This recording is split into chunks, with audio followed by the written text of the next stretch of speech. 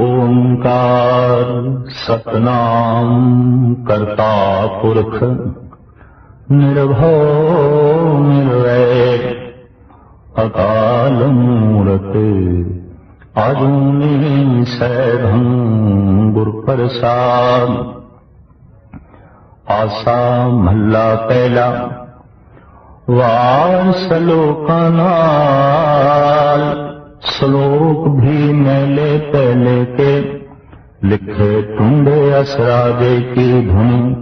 श्लोक महला पहला बलहारी गुरे अपने देवहारी सदवार जिन मानस ते देवते किए करत न लागी वार। मल्ला दूजा जे सौ चंदा उगवे सूरज चढ़े हजार एते चानन होंदिया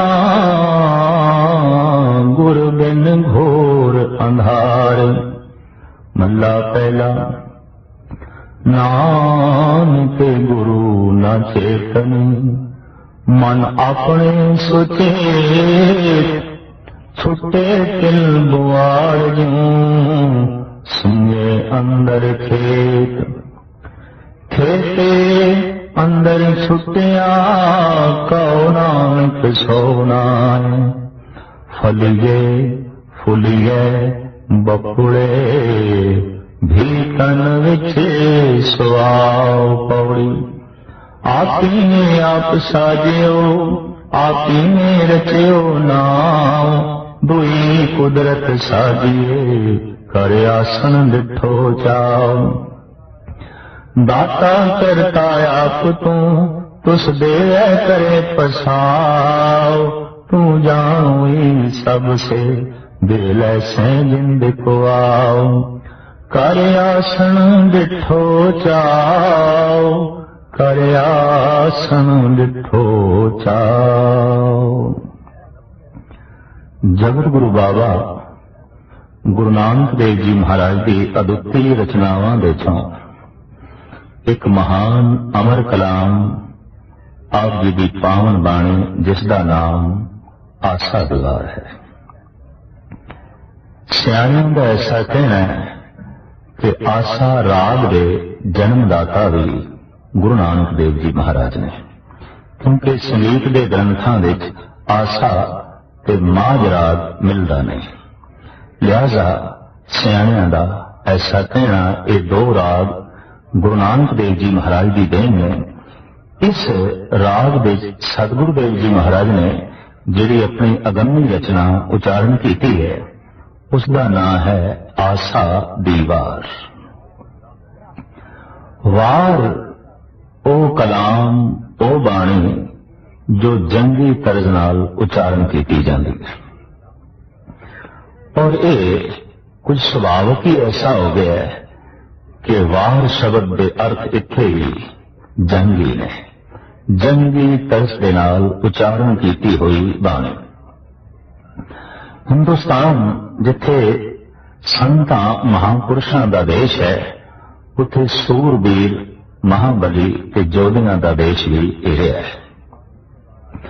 इस गाहे बगाहे जो जोधे पैदा होंदे रहे सूरमे पैदा होंदे रहे ढाडी लोग जो वास्तविक किसी हद तक छंदाबंदी स्वयं करके कि सूरमे की किसी महापुरुष की उपमा करनी इस तरह के पुरुषों को कहा जाता सी ढाडी। ये धुन भी खुद बनाते सन, ये तर्ज खुद अपने अंदरों पैदा करते सन। लिहाजा आसा दीवार के जी धुन चढ़ी हुई है उस धुन का नाम है टुंडे असराजे की धुनी। एक असराज नाम का राजा होया है जो वास्तविक टुंडा सी, एक हाथ सी उसका, लेकिन एक हाथ दे होंदे आया भी उहदी सूरबीरता का सिक्का चारों पासे जमया होया सी। उहदी सियाणप बड़ी दूर दराज तक फैली हुई सी और उसने अपने सियाणप ते अपने बाहुबल दे नाल बहुत कुछ प्राप्त किया होया सी और चारों पासे उसका दबदबा सी। सियाने ढाडी लोगों ने आप दी उपमा विच, असराज दी उपमा विच जो गीत गाए ते जिस तर्ज विच गाए, जिस धुन विच गाए, उस धुन का नाम पै गया टुंडे असराजे की धुनी। उंज गुरु ग्रंथ साहब जी महाराज विच वारां दे उपर इस तरीके दियां 9 धुना चढ़िया हुई ने, जिहदे एक ये धुन है, फिर चंद्रहाड़ा सोइयां की धुनी गावने, लल्ला बहरीमा की धुनी गावने, ये इत्यादक ये धुना ने। एक तर्ज, ऐसी तर्ज जो किसी संगीतकार के नाल ही जुड़ के रह गई और उस दे नाल जुड़ के रह गई जिसकी उपमा विच वो गीत ते तर्ज उचारण की गई। ये धुना गुरु अर्जन देव जी महाराज ने इतनिया प्यारियां लगियां, इतनिया चंगियां लगियां कि आपने उन्होंने धुना भी गुरु ग्रंथ साहब जी महाराज दे थां दे दी। गुरु ग्रंथ साहब जी महाराज जिथे कविता साहित्य दे अदुੱਤੀ खजाने ने, ज्ञान दे महासागर ने, उत्थे संगीत दे भी महान अथाह न मुकण वाले सागर ने। किसी भी पक्ष तो गुरु ग्रंथ साहब जी महाराज नूं लईए जिंदगी के हर मसले का हल ते जिंदगी के हर मसले की पूर्णता गुरु ग्रंथ साहब जी महाराज विचों प्राप्त होंदी है। चाहे ज्ञान के पक्ष नूं लईए, विज्ञान के पक्ष नूं लईए, समाज के पक्ष नूं लईए, राजनीति के पक्ष नूं लईए, संगीत साहित्य ते कला के पक्ष तो लईए, गुरु ग्रंथ साहब जी महाराज हर पक्ष विच संपूर्ण ने, मुकम्मल ने। साहिब श्री गुरु नानक देव जी महाराज दीआं अगम्मी बाणियां जपजी साहब, सिद्ध गोष्ठ, तुखारी 12 माह, इस तरह दीआं महान बाणियां विचों आप दी एक महान बाणी है आसा दिगार। इस विच दर्शन, फिलसफा, अध्यात्मिकता और भाव, इन्हां सारे धार्मिक चिन्हां गुरु नानक देव जी महाराज ने बड़े सोहने ढंग नाल उजागर किया है। गुरु ग्रंथ साहब जी महाराज की बनी हुई मर्यादा के मुताबिक इस बाणी के उपर ही पहले मंगलाचरण है, मूल मंत्र है, लिहाजा उसके अखरी अर्थ एक ओंकार वो एक है जिस तो उत्पत्ति, पालना ते नाश हो रहा है। वो सत स्वरूप है, उसका नाम सत्य है। वो कृत नहीं करता है और ऐसा करता है कि अपनी कृत विच पूरे होया है, व्यापक है। वो भय तो रहत है, वैर तो रहत है, काल तो रहत है, लेकिन कल्पना मात्र नहीं है, मूर्तिमान है। वो जन्म विच नहीं है और सुते सित अपने आप तो आप ही प्रकाशमान है। वो गुरु है ते प्रसाद, वो दया की मूर्ति है, वो रहमत का खजाना है। आसा महला पहला वार सलोका नाल, सलोक भी महले पहले के लिखे। ये वार महले पहले भी है। ये सारी की सारी वार जिस जितनियां पौड़ियां ने साहिब श्री गुरु नानक देव जी महाराज दियां उचारण कीतियां हुई ने, लेकिन ये शब्द जिहड़े नाल जुड़े ने, श्लोक भी महले पहले के, सिर्फ पौड़ी ही गुरु नानक देव जी महाराज की उचारण की हुई नहीं, श्लोक भी गुरु नानक देव जी महाराज के उचारण किए ने। वार शुद्ध रूप दे सिर्फ पौड़ियां ही ने, श्लोक गुरु अर्जन देव जी महाराज ने बाद विच जोड़े ने। जेड़े जेड़े श्लोक वारां विच पौड़ियां नाल शमूलियत नहीं हासिल कर सके, ऐसे श्लोकां नूं गुरु अर्जन देव जी महाराज ने गुरु ग्रंथ साहब जी महाराज के अखीर विच दर्ज करके ते उन्हां दा सिरलेख लिखिया, श्लोक वारां तो वधीक। वो श्लोक जो वारां विच नहीं समा सके, वारां दे नाल नहीं जोड़े जा सके। तो आसा राग के अंदर ये वार उचारण की हुई है कि दिते हुए इस सिरलेख के मुताबिक श्लोक भी पहले पातशाह जी दे ने। श्लोक महला पहला, प्रथम श्लोक। बलहारी गुर आपने देवहाड़ी सदवार, जिन मानस ते देवते किए करक न लागी वार। प्रथम श्लोक विच गुरु की उपमा, गुरु की महिमा। दरअसल मां बाप पुत नूं जन्म देंदे ने, गुरु देवते नूं जन्म देंदा है। मां बाप सुत नूं जन्म देंदे ने, गुरु संत नूं जन्म देंदा है। मां बाप भौतिक शरीर नूं जन्म देंदे ने, गुरु अध्यात्मवाद नूं जन्म देंदा है, रूहानी शरीर नूं जन्म देंदा है। लिहाजा गुरु की महिमा सतगुरुदेव जी महाराज इंज बयान करते हैं, बलहारी गुर आपने, मैं अपने गुरु तो बलहारने जाना, सदके जाना, देवहारी सदवार, एक दिन में मैं सैकड़े सैकड़े दफा कुर्बान जाना, सदके जाना, बलहार जाना। क्यों? इतनी गल स्पष्ट है कि जिस तो कुछ प्राप्त होवे उही प्यारा लगता है कि उस तो कुर्बान होने नूं जी करता है कि जेड़ा कोई खो लवे, जेड़ा कोई चीना झपटी करे, उस तो सदके होने नूं जी नहीं करता, बल्कि उन्होंने स्वयं ही खत्म करने नूं जी करता है। जगत दे साडा वैर उस दे नाल हुंदा है जेड़ा साडे कोल कुछ खोवे, जगत दे साडा प्यार उस दे नाल हुंदा है जेड़ा कुछ देवे। हकीकत है गुरु परमात्मा चीना झपटी नहीं जानते, देना ही जानते हैं। वड्डा दाता तिल ना कमाए, वो इतना वड्डा दाता है, पहाड़ा जितनी दौलत सुख शांति दे के भी, राय जितना भी, तिनके जितना भी तमा नहीं रखता, भाव मंग नहीं रखता।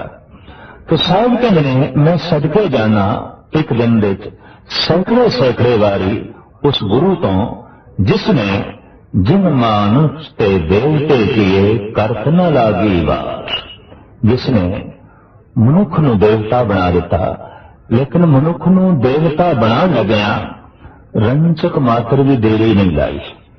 एक पत्थर नूं भी मूर्ति की शक्ल देनी होवे कि कुछ महीने लगते हैं, कई दफा कुछ साल लगते हैं। दरअसल गुरु मनुख नूं घड़दा है कि गुरु दे घड़न का ढंग बड़ा अद्वितीय है, अपने मनोहर बोल ते अमृतमयी दृष्ट। इहदे नाल जब वो किसी व्यक्ति नूं घड़ना चाहता है तो सब इत्थे कहंदे फिर देर नहीं लगती, मनुख नूं देवता बनदियां देर नहीं लगती। इसनूं शायद इंज भी कहंदे नाम एक नदरी नदर दे निहाल। आम जगत ते इतना ही जानता है कि जबान नाल कुछ बोले जाते हैं, पर नहीं, अध्यात्मिक दुनिया च ऐसा भी आख्या जाता है कि अखां भी बोलदियां ने, और अखां की भाषा कुछ होर है। अखां नफरत भी प्रगट करदियां ने, अखां प्यार भी प्रगट करदियां ने, अखां प्रेम भी प्रगट करदियां ने, अखां अपने विचों अमृत दीयां लहरां भी छड्डदियां ने, अखां विचों जहर भी उबल उबल के पैंदी है। और जैसे जैसे मनुख का मानसिक मंडल अति सूक्ष्म होता है, मनुख नूं अखां की भाषा पढ़न की जाच आ जाती है, और ये अपने आप विच एक विशेष कला है। गुरु जब किसी नूं घड़दा है तो बचन राही घड़दा है, दृष्ट राही घड़दा है। बचन राही विचार शुद्ध कर देते हैं और दृष्ट राही आचार शुद्ध कर देता है। बचन राही मन बदल देता है और दृष्ट दे राही देवता बना देता, चानना दे देता, प्रकाश दे देता, नूर दे देता। तो साहिब इत्थे कहंदे ने जिन मानस ते देवते कीए करत न लागी वार, रंचक मात्र भी देर नहीं लगी उस गुरु नूं मनुखां तो देवते बनांदे होया। महला दूजा।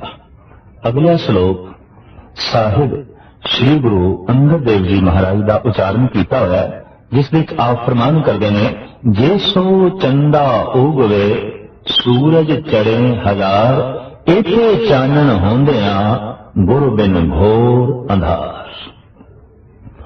पृथ्वी के उत्ते दो महान दीपक ने जो चानना बनते हैं, सूरज ते चंद्रमा।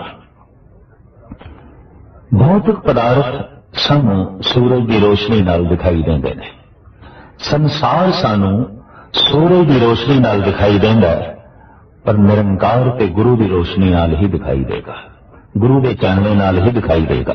इंज कह लीए गुरु एक ज्योति है, गुरु एक जोत है, गुरु एक फिलसफा है, गुरु एक नूर है, गुरु एक तन नहीं, गुरु एक महान रोशनी है, महान विचार है, महान नूर है। सूरज का चानना बाहर पदार्थ का ज्ञान दे देंदा है, उसकी असलियत साडे सामने रख देंदा है। अंधकार विच ते कुछ भी नहीं पता चलता किहड़ी चीज कित्थे पई है और किहड़ी चीज की है। इस सब कुछ का बोध सूरज की रोशनी विच पता चलता है। पर मैं कौन हाँ, मैं की हाँ, इत्थे गुरु ज्योति गुरु के चानने तो ही पता चलता है, गुरु की रोशनी तो ही पता चलता है। पृथ्वी ते सूरज का चानना हर वक्त नहीं होता, पृथ्वी पे रात आ जाती है। पर इतनी गल स्पष्ट है, सूरज विच हर वक्त चानना है, पर जब पृथ्वी सूरज तो कंध कर लेती है तो पृथ्वी के उस हिस्से विच अंधकार छा जाता है। गुरु एक जोत है, नूर है, और उसदे विच हर वक्त ये नूर है। वो नूर हर वक्त वंड रहा है, पर जब मनुख बेमुख हो जाता है, जब मनुख पिठ कर लेंदा है, तो उस नूर तो वांझा रह जाता है, उस चानने तो वांझा रह जाता है। अखां बंद कर दईए, सूरज की रोशनी नालों संबंध टुट जाता है, तो मन मुख बन जाइए, मन के अधीन होके चलिए, तो फिर गुरु की रोशनी नालों, गुरु के चानने नालों भी संबंध टुट जाता है। ये दो तरह की रोशनी है। एक रोशनी हो जो साडी अखां नूं मिलदी है ते पदार्थ दा उस तो बोध मिलता है। एक रोशनी हो जो साडे मन नूं मिलदी है ते उहदे नाल परमात्मा दा बोध मिलता है, ईश्वर दा बोध मिलता है। इस वास्ते शायद कहते हैं जे सो चंदा उगवे सूरज चढ़े हजार, चाहे एक चंद्रमा नहीं सैकड़े चंद्रमा आकाश देते उतर आन, और सूरज एक नहीं हजारों सूरज आके अपनी रोशनी वंडन, पर इते चानन होंदिया गुरु बिन घोर अंधार। चाहे इतना ही चानना क्यों ना हो, इतना ही प्रकाश क्यों ना हो, गुरु ज्योति तो बिना अंधकार बनया रहिंदा है। अपने आप का पता ही नहीं चलता, मैं की हाँ, मैं कौन हाँ। बंदे नूं इस गल का बोध ना होवे कि मनुख की दुनिया च कितना वड्डा अंधकार है।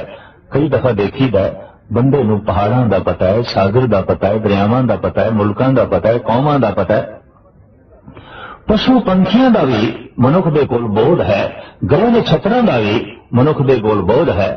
पर कितनी गजब दी गल है कि मनुख दे कोल अपने आप दा कोई बोध नहीं, अपने आप दा कोई ज्ञान नहीं। ये कौन है? किसे विज्ञानिक को पूछांगे तो उसका जिहड़ा जवाब होगा वो अधूरा होगा, इंज कह लीए वो गलत होगा। पर जे किसे भगत को पूछिए, संत को पूछिए, तो ओदा तो कहना यही होगा, कहो कबीर तेह राम की अंश, जस का गद पर मिटे न मनस।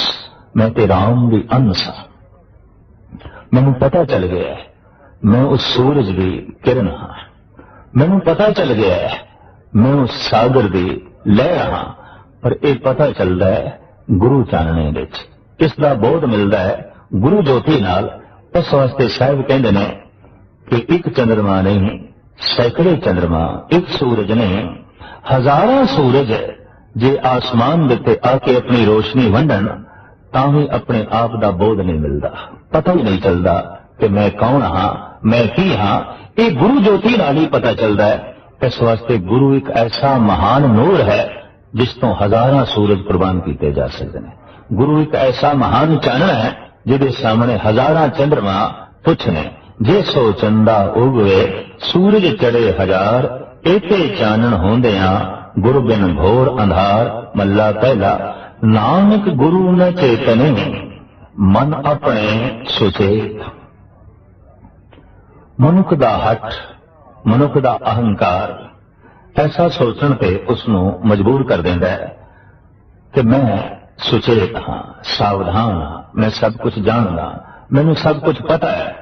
कि गुरु दा चिंतन नहीं करता, गुरु नू याद नहीं करता, गुरु नाल जुड़दा नहीं, इस वास्ते नहीं जुड़दा मन अपने सुचेत, अपने मन विच मनी बैठा है कि मैं तो सुचेत हाँ, मैं तो सावधान हाँ, मैं तो सब कुछ जानदा, मैनू सब कुछ दा पता है।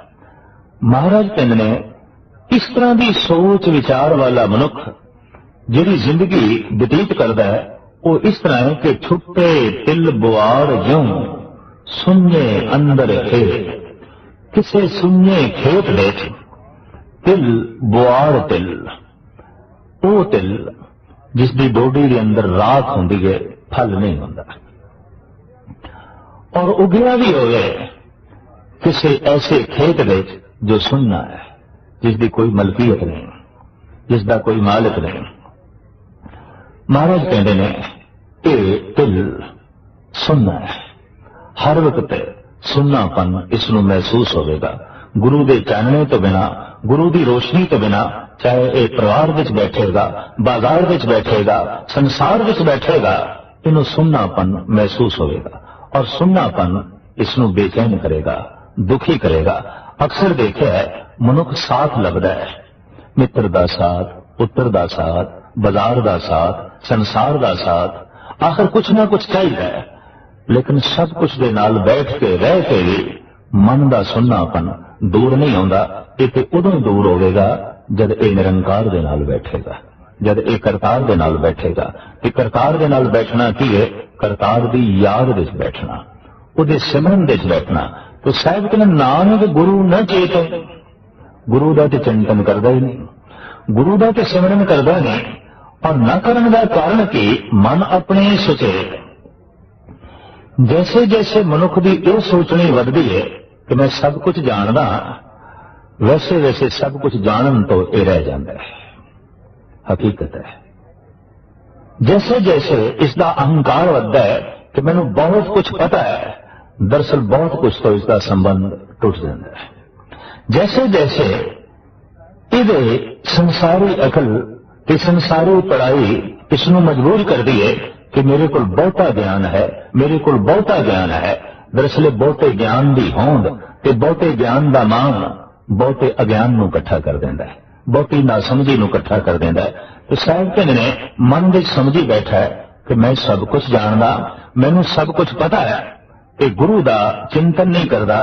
ऐसा मनुख इस ढंग नाल जिंदगी बतीत करता है जिवें किसी सुन्ने खेत विच वो तिल जमे होवे जिहदे अंदर फल कोई नहीं, कालक ही कालक है, बुआड़ है। खेते अंदर छुटिया कहो नानक सोना। इस तरह ये तिल खेत दे छुट है, कोई मालिक नहीं है। कहो नानक सोना, ओदा सौ नहीं है कोई, उसका कोई मालिक नहीं है। फलिए फुलिए बकुड़े भीखन विच सुआओ। साहिब कहते फलदा ते वो भी है, ऐसा नहीं कि वो तिल फलदा नहीं, फलदा है। उन्होंने फुल भी लगते हैं, पत्ते भी लगते हैं, हवा नाल लहरांदा भी है, अपनी होंद नूं प्रगट भी करता है। पर साहिब कहते भीखन विच सुआओ। डोडी नूं तोड़ के देखिए, अंदर झाती मार के देखिए कि अंदर राख होंदी है, सुआह होंदी है। गुरु तो वे मुख होया मनुख भी फलीभूत ते होंदा है, धन करके भी फलीभूत होंदा है, और औलाद करके भी फलीभूत होंदा है, साजो समान करके भी फलीभूत होंदा है, पद प्रतिष्ठा करके भी फलीभूत होंदा है। और उसका फलीभूत होना चारों पासे दिखाई भी देंदा है, वे ते बहुत फलीभूत होया। ऐसा नहीं है कि भगत फलीभूत होंदे ने, नास्तिक भी फलीभूत होंदे ने। ऐसा नहीं कि दयालु फलीभूत होंदे ने, बल्कि जालिम भी फलीभूत होंदे ने। सिर्फ ऐसा ही नहीं कि अध्यात्मिक ज्ञानी ही फलीभूत होंदे ने, महा अज्ञानी भी फलीभूत होंदे ने। और ये जरूरी नहीं कि सिर्फ देवते ही फलीभूत होंदे ने, राक्षस भी फलीभूत होंदे ने, दैंत भी फलीभूत होंदे। लाजमी नहीं है कि शरीफ मनुख ही फलीभूत होंदे ने, बल्कि शैतान भी फलीभूत होंदे ने। पर शैतान का फलीभूत होना, राक्षस का फलीभूत होना, नास्तिक का फलीभूत होना इंज है साहिब कहन जैसे किसी छुट्टे तिल या छुट्टे खेत देख बिना मालिक दे खेत विच कोई बूटा उगया तिल दा, मालिक कोई नहीं है, निखसम है। हकीकत है कि मालिक ना होवे तो चिंतावां बहुत सहेल लेंदियां। भाई वीर सिंह ने तभी तो कह देता है, हे ईश्वर मैं तेरे पिंजरे विच रह के ही खुश हाँ। क्यों?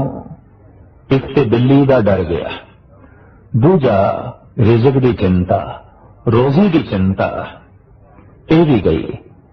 हे ईश्वर, हे परमात्मा, कितना चंगा होवे कि मैं तेरे हक दे पिंजरे विच कैद होवां, निश्चिंत हो जावां।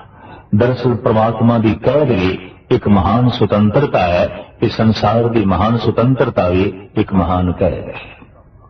हकीकत है ये गल वखरी है कि स्वतंत्रता की प्यास मनुख के प्राणों में है, पर जगत के स्वतंत्र रहिंदा होया भी मनुख कैद है। असी रोज मनुख तो सुनते हैं, की करा मैं मजबूर हाँ, की करा मैं मजबूर हाँ। कि मजबूर हाँ ऐसा कहना इस गल का सबूत है कि तू कैद विच है, तू गिरफ्त विच है, तू पकड़ विच है, तू स्वतंत्र नहीं। और ये मजबूरी जिंदगी की हर थां ते प्रगट होती है। किधरे समाज के तल ते, किधरे अर्थव्यवस्था के तल ते, किधरे राजनीतिक तल ते बंदा कह देंदा है मैं मजबूर हाँ। किधरे रोग के तल ते, किधरे सोग के तल ते मनुख कह देंदा है मैं मजबूर हाँ, मेरा वस नहीं चलता। और यही गल एक कैदी कह देंदा मैं मजबूर हाँ, पिंजरे च डके आना। मजबूरियां अलग अलग हो सकदियां ने, ये जेलां वख वख हो सकदियां ने, लेकिन हैं सारे कैदी। मजबूरियां वख वख हो सकदियां ने पर मजबूर सारे ही ने। पर जिहड़ा एक दफा परमात्मा की कैद विच चला जाता है, परमात्मा के पिंजरे की कैद विच चला जाता है, उहदी याद, उहदे सिमरन, उहदे भरोसे, उहदे सिदक ते उसकी होंद की कैद की जगह अपने आप को कोई लीन कर लेंदा है तो महान स्वतंत्रता का फल उसकी झोली विच पैंदा है। इंज कह लो जो जप तप के नियम विच, जो महापुरुषों के बनाए हुए नियम विच अपने आप को गिरफ्त कर लेंदा है, सच्ची स्वतंत्रता का आनंद उही माणदा है, पूर्ण तौर पर मोक्ष का आनंद उही माणदा है। साहिब कहते हैं फलदे फुलदे ते नास्तिक भी ने, दुष्ट लोग भी फलीभूत होंदे ने। सिर्फ ऐसा ही नहीं है कि शरीफ बंदे, सियाणे बंदे, दानी बंदे, गुणवान बंदे फलीभूत होंदे ने, नहीं, नास्तिक भी फलीभूत होंदे ने। ऐसा नहीं कि अंब दा दरख्त ही फलीभूत होंदा है, अक दे दरख्त भी फलीभूत होंदे ने। सिर्फ ऐसा नहीं कि अंगूरां दी शाखां नूं ही, बेलां नूं ही अंगूर लगदे ने, फल लगदे ने, बल्कि कंडियाली झाड़ियां नूं भी फल लगदे ने। सिर्फ ऐसा ही नहीं कि अमरूद नूं ही फल लगदे ने, निम नूं भी फल लगदे ने। पर फर्क सिर्फ इतना है, एक नूं मिठे फल लगदे ने, एक नूं कौड़े फल लगदे ने। एक दे फल अमृत रस नाल भरे हुए ने, एक दे फल जहर दे नाल भरे हुए ने। लिहाजा भगत भी फलीभूत होंदे ने, नास्तिक भी फलीभूत होंदे ने। गुरु नूं भुला के, गुरु तो दूर रह के जिहड़े फलीभूत होंदे ने, साहिब कहंदे उन्हां दा फलीभूत होना इंज है, फलिए फुलिए बपुड़े भी तन विच सुआओ। वो फलदे ने, फुलदे ने, लेकिन अंदर उन्हां दे सुआह हुंदी है, गिरी नहीं हुंदी, रस नहीं हुंदा, फल नहीं हुंदा। जिवें वो छुट्टड़ तिल, बुआर तिल, उन्हों खोलिए ते अंदर तिल नहीं है, अंदर गिरी नहीं है, राख है, वो अंदरों जलिया होया है। इसी तरीके नाल सी फलीभूत होंदा ते देखदे हैं कईयां नूं बड़े सुंदर वस्त्र पहने हुए ने, औलाद है, धन है, संपदा है, जस है, मान मर्यादा है, पर थोड़ा जिहा सीना चीर के देखिए अंदरों जलिया होया है, अंदरों सड़िया है। और इतना जलिया है, इतना सड़िया है कि बेचैनी बाहर आके पैंदी पई है, सेक बाहर आके जो है निकलते पे ने, प्रगट हो रहे हैं। तो प्रथम ये जिहड़े श्लोक आशा दीवार दियां इन्हां महान पौड़ियां नाल जो जुड़े हुए ने, इहदे विच गुरु की महिमा, गुरु की उपमा है और गुरु नूं महान ज्योति आख्या गया है। गुरु महान सूरज है, गुरु महान चंद्रमा है, जिहदी रोशनी विच अपने आप का पता चलता है, अपनी होंद का पता चलता है, अपनी कालख का पता चलता है, ते अपनी कालख नूं दूर करने की समर्था प्रदान होंदी है गुरु ज्योति करके, गुरु बख्शिश करके, गुरु रहमत करके। गुरु नानक के घर में ही गुरु घर आख्या जाता है। वख वख जिहड़ियां जगत के संप्रदावां प्रगट होईयां उन्हां विच गुरु नानक ने जिस संप्रदा नूं जन्म दिता उसनूं ते आख्या ही जाता है गुरु घर। ते गुरु घर विच जो आ गया वो शिष्य हो जाता है, वो सिख हो जाता है। तो जिहड़ा गुरु के विचार नूं अपनी झोली च पा लैंदा है वो फिर इस ढंग नाल फलीभूत होंदा है कि फल भी मिठे, फुल भी सोहणे खूबसूरत, छाया भी महान ते संघनी। साहिब श्री गुरु नानक देव जी महाराज ने इन्हां श्लोकां विच गुरु की उपमा की है। पौड़ी विच जो विचार है वो अगां इस प्रकार है। पौड़ी आपी ने आप साजियो, आपी ने रखियो नाम, दुई कुदरत साजिए कर आसन डिठो चाओ। दाता करता आप तू, तुस देवे करे पसाओ। तू जानो ही सबसे, दिल से जिंद को आओ। कर आसन डिठो चाओ, कर आसन डिठो चाओ। आसा दीवार दी पहले पातशाह जी की उचारण की थी ये पहली पौड़ी, जिस विच एक मूल प्रश्न नूं सतगुरु देव जी महाराज अखे रख के उसका उत्तर देंदे ने। धार्मिक दुनिया विच ते आम संसारिक दुनिया च एक प्रश्न आम चल रहा है कि परमात्मा ने सब कुछ बनाया है तो फिर परमात्मा नूं किसने बनाया है। जे खुदा ने सब कुछ बनाया है तो फिर खुदा नूं बनाने वाला भी कोई होवेगा। जद एक तर्क खड़ी की जाती है कि करते तो बिना कृत नहीं, तो फिर हर चीज का करता होना चाहिए, हर वस्तु ते हर हस्ती का करता होना चाहिए। इस संबंध काफी बहस मुबासे आदि काल तो ही चले आ रहे हैं कि पहले मुर्गी सी या पहले अंडा होया। ये मसला त्यों दा त्यों ही पे है, जिसनों एक उर्दू दा शायर ऐसा कहता है, हजारों साल फिलॉसफी की तना तनी रही, पर खुदा की बात जहां पे थी वहीं पे रही। साहिब श्री गुरु नानक देव जी महाराज अजीम चिंतक ने, विचारक ने, दार्शनिक ने, और इस सवाल नूं आप इस ढंग नाल हल करते ने, आप ही ने आप साजियो, आप ही ने रचियो नाम। उन्हें अपनी साजना आप की थी, उन्हें अपनी बनकर आप बनाई है। तू सूक्ष्म हुआ अस्थूली, उक सूक्ष्म तो आप स्थूल होया है।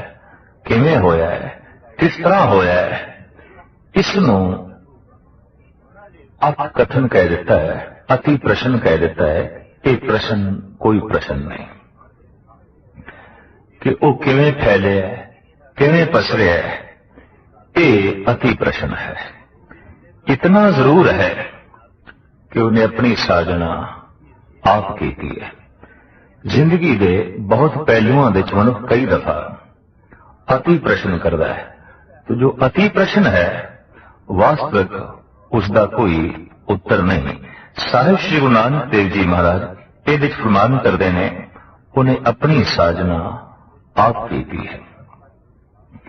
ऐसा इतिहास विच आउंदा है कि साहिब श्री गुरु नानक देव जी महाराज जब इराक देश के भ्रमण करने के गए, गुरु नानक देव जी महाराज का भ्रमण 9 खंड पृथ्वी का है।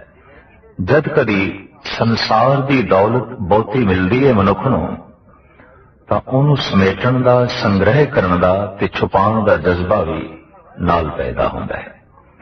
ਪਰ ਜਦ ਅਧਿਆਤਮਕ ਦੀ ਦੌਲਤ ਮਿਲਦੀ ਹੈ, ਰੱਬੀ ਦੌਲਤ ਮਿਲਦੀ ਹੈ, ਰੂਹਾਨੀ ਦੌਲਤ ਮਿਲਦੀ ਹੈ, ਤਾਂ ਫਿਰ ਮਨੁੱਖ ਦੇ ਅੰਦਰ ਇਸ ਜਜ਼ਬੇ ਦਾ ਜਨਮ ਹੁੰਦਾ ਹੈ ਕਿ ਉਹਨੂੰ ਮੈਂ ਵੰਡਣਾ ਹੈ, ਉਹਨੂੰ ਮੈਂ ਤਕਸੀਮ ਕਰਨਾ ਹੈ।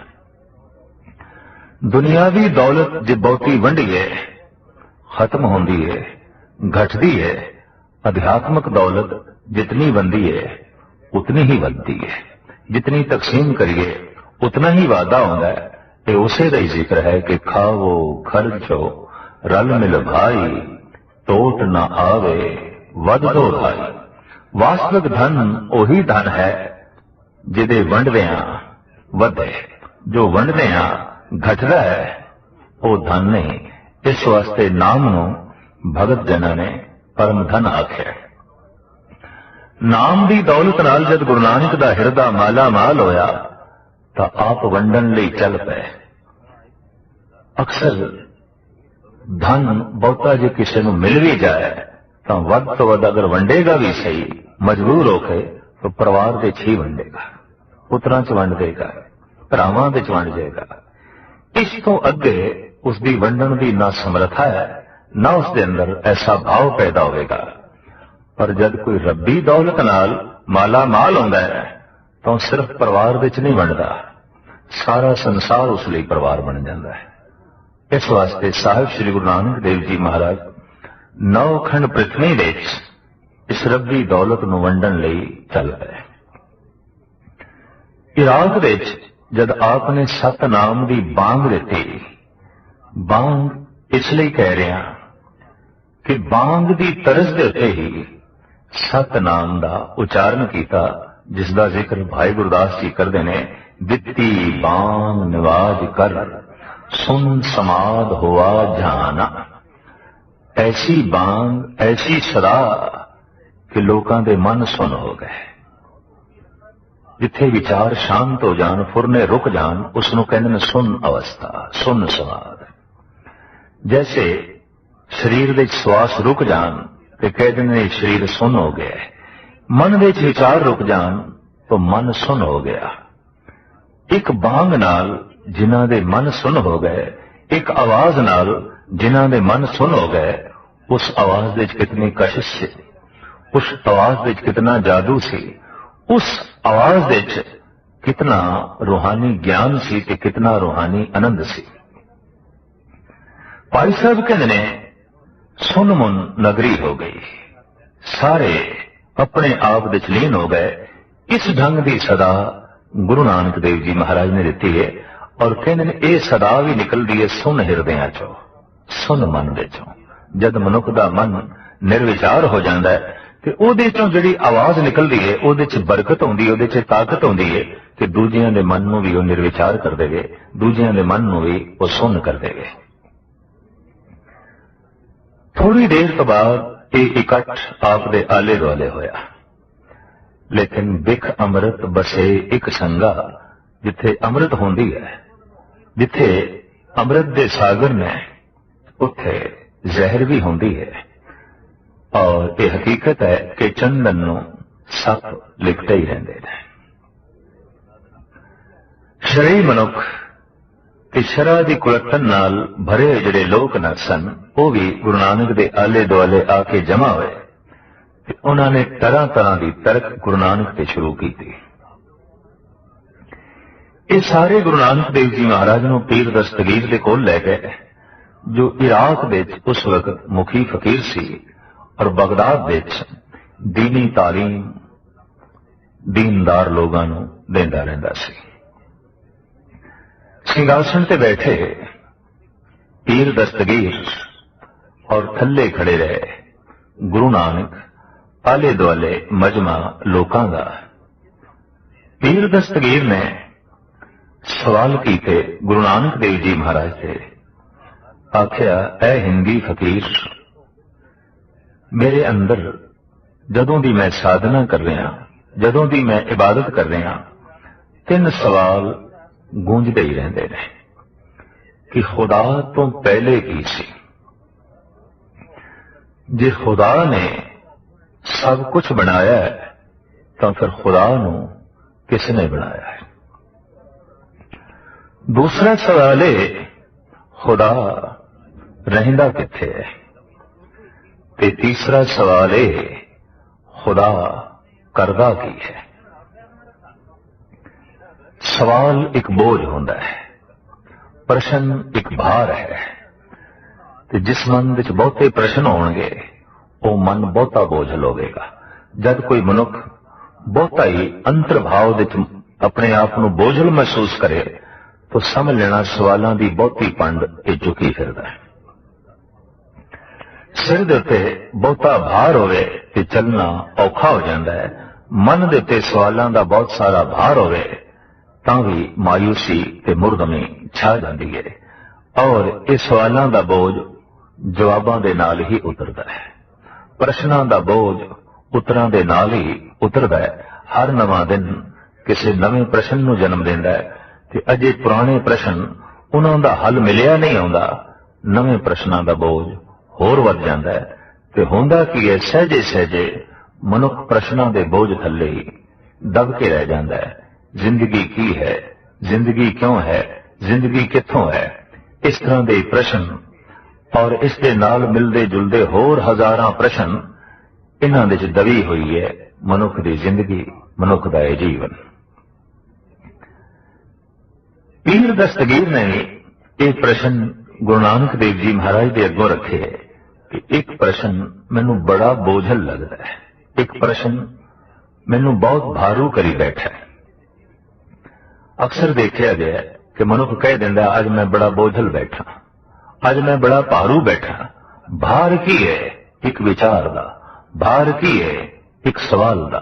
भार की है? एक प्रश्न है। व्यापारिक दुनिया के अपने प्रश्न, राजनीतिक दुनिया के अपने प्रश्न, समाजिक दुनिया के अपने सवाल ते धार्मिक दुनिया की अपनी जो है समस्या। पीर दस्तगीर ने कहा कि यह प्रश्न जो मैनू बार बार बोझल करता है वो ये है कि खुदा तो पहले की सी और खुदा नू किसने बनाया? जे सब कुछ खुदा ने बनाया है कि जे इस तर्क नू प्रबल मन लईए तो फिर खुदा नू बनाने वाला भी कोई होना चाहिए है। दूसरा, आया खुदा रहिंदा किथे है? यह प्रश्न भी क्यों उठता है कि दुनिया भर की मुख्तलिफ धार्मिक किताबां विच ते धार्मिक लोगों की जुबानां तो निकले हुए बोलों विच यह आख्या गया है कि खुदा पताल विच है, सतवें आसमान विच है, बैकुंठ विच है, जन्नत विच है, कैलाश पर्वत विच है। गरज के इस तरह के अनेकों तरह के सवाल ने, उन्हां दा यह जवाब है कि लभो अगर खुदा नू तो सतवें आसमान ते लभो। मैं थोड़े दिन होए एक लतीफा पढ़ रहा सी। खुदा बहुत चिंता च, खुदा चिंता च, रब चिंता च, ऐसा ही एक विचारक ने खुदा के बारे लिखा। देवते फरिश्तियां दा इकट्ठ परमात्मा के आले दुआले होया, खुदा दे आले दुआले होया ते देवतियां ने पूछया भगवान चिंता केड़ी गल दी? चिंता इस गल दी है कि मनुख की पहुंच बहुत वध गई है ते मैं सोचदा मैं कित्थे रवां, क्योंकि जिथे मनुख पहुंचेगा मनुख की पहुंच ने हर थां नूं नरक बनाना है। क्योंकि अज तक जिथे जिथे मनुख पहुंचे है उन्हें नरक नूं जन्म दिता है और जिथे जिथे मनुख मौजूद है उत्थे उत्थे नरक ही है। इस वास्ते मनुख ने भी मान लिया है कि स्वर्ग किसी होर थां ते होवेगा, किसी उच्ची थां ते होवेगा। कम से कम जिथे मैं हाँ उत्थे ते नरक है, चाहे वह मनुख पहाड़ ते है ते चाहे वह मनुख जमीन ते है, चाहे वह मनुख किसी थां ते भी रह रहा है, उसने हर थां नूं नरक बनाया हुआ है और उसने नरक मन भी लिया है। इस वास्ते स्वर्ग की कल्पना वो किधरे सतवें आसमान ते कर बैठता है या सतवें पताल विच कर बैठता है या कैलाश पर्वत ते कर बैठता है या किसी होर गैबी थां ते। तो परमात्मा का यह प्रश्न देवतियां दे अगों मैं कित्थे वसां, किस थां ते वसां, जिथे मनुख ना पहुंचे। और यह हकीकत है कि सारी पृथ्वी विच जिस स्थान ते मनुख है उत्थे मनुखां दा जीवना ते हराम हो गया है, पशुओं का जीवना भी हराम हो गया है। पशु भी बेजार ने, पशु भी दुखी ने, और पशु भी दुखी ने पशुओं करके नहीं, पशु दुखी ने मनुखा करके, मनुख दुखी ने मनुखा करके। चारों पासे जो नरक का वातावरण है ये केवल मनुख करके है। तो मैं ऐसी थां ते वसना चाहना जिथे मनुख ना पहुंचे। फरिश्तियां ने कहा खुदावन ताला तू सागर दिस जा वस।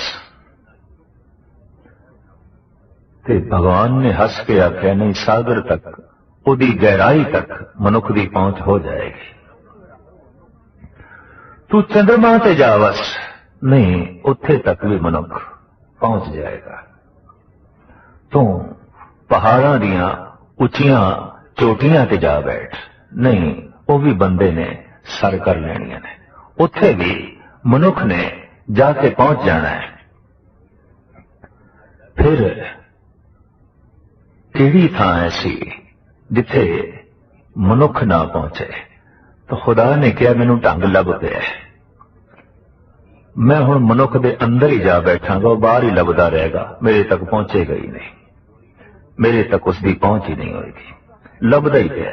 हुण आद काल तो मनुख कोई सतवें आसमान ते लभण की कोशिश पिया करदा है, कोई पाताल विच लभण की कोशिश पिया करदा है, कोई कैलाश पर्वत ते लभण की कोशिश पिया करदा है, कोई सागर दे गहरे तल दे चों लभण की कोशिश पिया करदा है, कोई दरियावां दे वहण दे चों लभण की कोशिश पिया करदा है, कोई पवन दी छां दे चों लभण की कोशिश पिया करदा है। जबकि कौन इसनूं दसे वो तेरे अंदर है, बाहर क्यों भटकदा है? और गुरु ग्रंथ साहब जी महाराज का ते फैसला है, बाहर टोले सो भरम बनाए। अपने तो बाहर जिहड़ा लभना है वो पदार्थ ही है, वो परमात्मा नहीं है। वो वस्तु होवेगी, वो वासुदेव नहीं है। वो संसार होवेगा, वो निरंकार नहीं है। वो धन होवेगा, वो परम धन नहीं है। वो पद प्रतिष्ठा होवेगी, वो परम पद नहीं है। सो ऐसा प्रश्न दस्तगीर ने गुरु नानक देव जी महाराज ते कीता, खुदा नूं किसने बनाया है? खुदा तो पहले की सी? खुदा रहिंदा किथे है? और खुदा करदा की है? प्रश्न अजीम ने, खुदा दे संबंध विच ने। गुरु नानक देव जी महाराज ने दस्तगीर नूं आख्या बई मैं सुनिया तेरे कदमां विच लोकी रूमी मोती निछावर करदे ने, सोने दियां मोहरां निछावर करदे ने, ते मैं देखना चाहना उन्हां मोतियां नूं, लिया थोड़े। दस्तगीर दे मन विच एकदम ख्याल आया भी सवालां दा जवाब ते दिता नहीं, मुआवजा पहले ही ये हिंदी फकीर मनन लग पे। साहिब श्री गुरु नानक देव जी महाराज नूं अज भी इराक के इलाके च हिंदी फकीर करके कहते हैं, हिंदी औलिया करके कहते हैं। और उत्थे जो साहिबां दा अस्थान है उत्थे भी साफ लिखा है हिंदी औलिया हजरत बाबा नानक।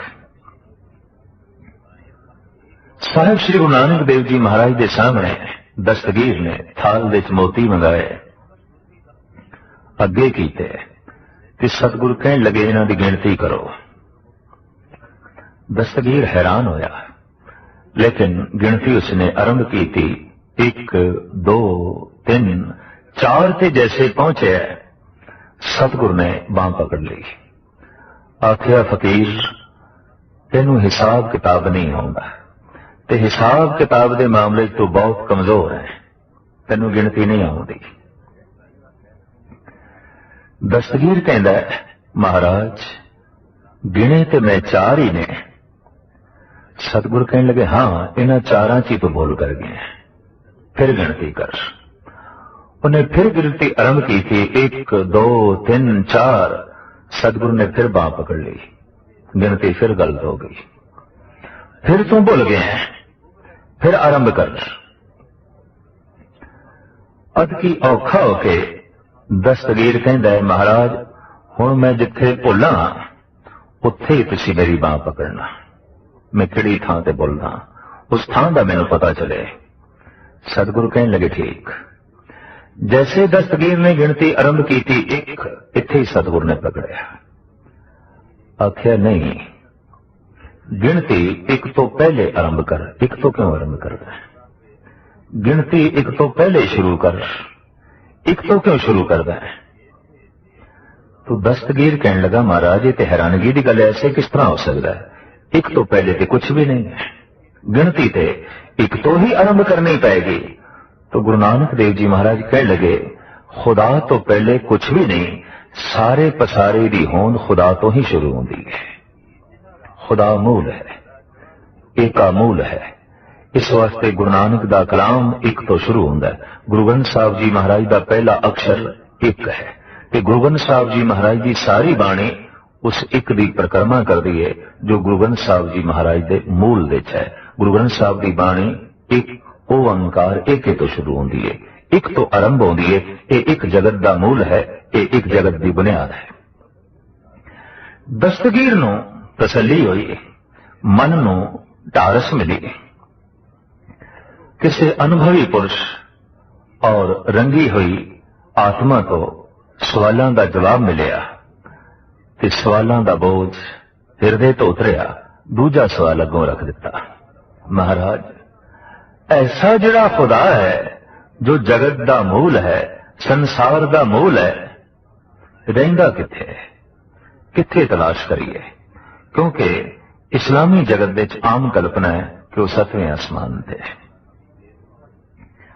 और साढ़े देश विच भी मुख्तलिफ इस संबंध विच रावां ने। सतगुरु कहने लगे कि तू दुध दा भरिया होया एक जाम मंगा। तो कटोरा दुध दा भरिया होया आ गया। सतगुरु गौर नाल वेखदे ने ते कहंदे ने फकीर साईं इस विच कुछ है। घबरा गए दस्तगीर, ऐसा तो नहीं मेरे खलीफिया ने मेरे चेलिया ने कुछ विचे पा दिता होवे। गौर दे नाल जद वेखदे ने दस्तगीर ते कहंदे ने ऐ हिंदी फकीर बाबा नानक इहदे च कुछ भी नहीं, ये पाक शीर है, ये पवित्र दुध है। सतगुरु कहंदे ने इस दे पाक होण ते इस दे पवित्र होण ते मैनूं कोई शक नहीं, पर इस दे च कुछ नहीं है ये मैं मनण नूं तैयार नहीं। इहदे च कुछ है। तो दस्तगीर कहंदा की है? सतगुरु कहंदे ने कि ओ है। ते हुण तू दस किथे है कि नहीं? दस्तगीर कहंदा कि हो ते है। ते महाराज कहंदे ने फिर किथे है दस?